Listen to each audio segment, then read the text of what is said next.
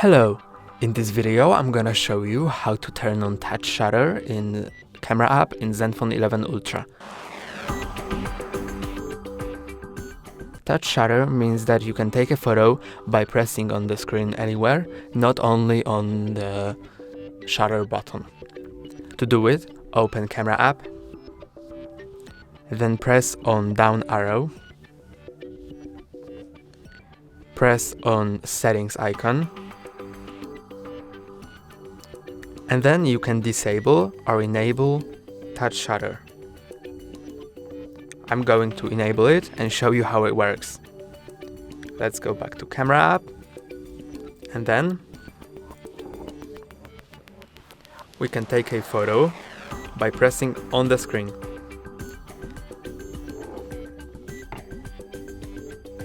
How you can see, the photo has been taken. That's all for today. Don't forget to like and subscribe. See you next time.